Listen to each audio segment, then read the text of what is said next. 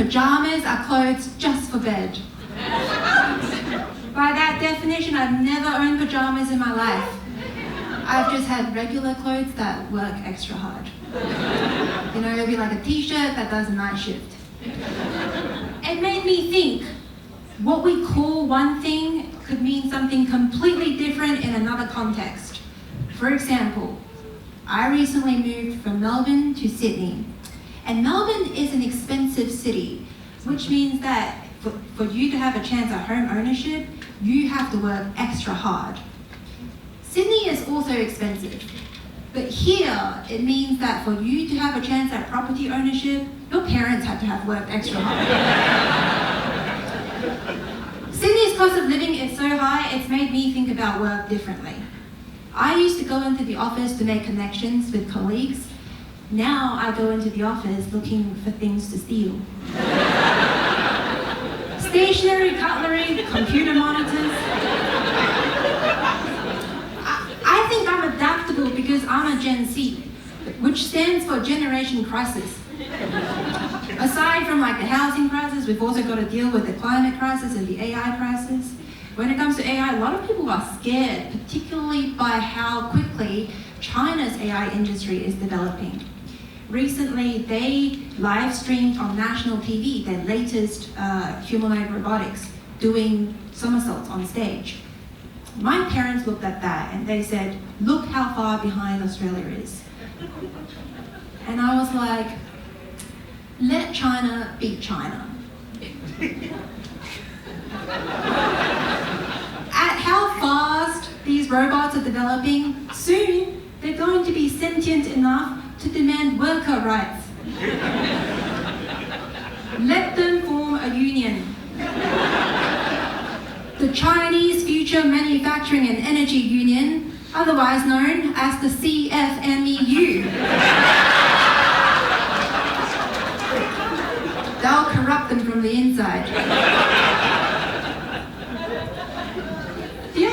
The other crisis we're dealing with is a baby crisis. No one is having babies anymore. The situation is so dire, the American president is citing numbers.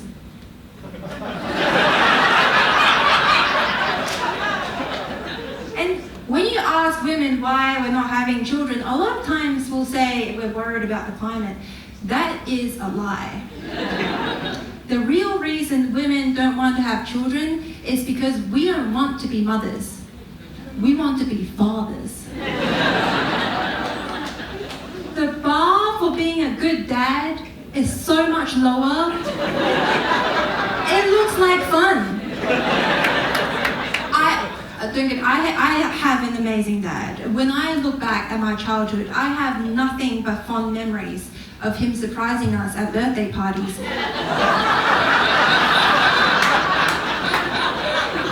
By showing up.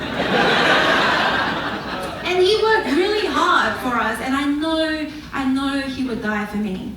But that's the bar we're setting for dads, as long as they provide, protect, and is present sometimes. But my expectation for my mom is completely different. I want to be able to call her at any time and say, will you die for me? And I want her to say, yep. And here's where you can find your vaccine record. And the other reason why I think birth rates are going down is because having children is expensive. Any parents in tonight? How expensive is having children? Yeah, I know that because my parents won't shut up about it. And I get it, especially with the economic uncertainty today, it's more expensive than ever to have children. Like contraception used to be for protection against STDs. Today, condoms are an insurance against stock market losses. The ASX could be down 10%, but as long as you're not pregnant, you can come back. But here's the thing though, I think children are just like stocks.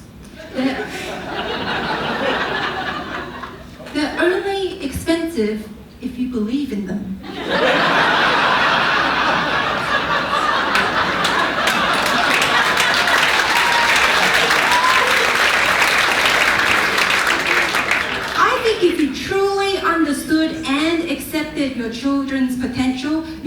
raise them for real cheap. Of course, there are parents out there who invest in your kids because you love them. That's sweet.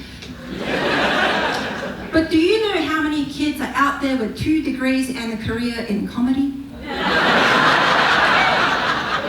Mom and pop investors making emotional investment decisions is why we have a misallocation of resources in this economy.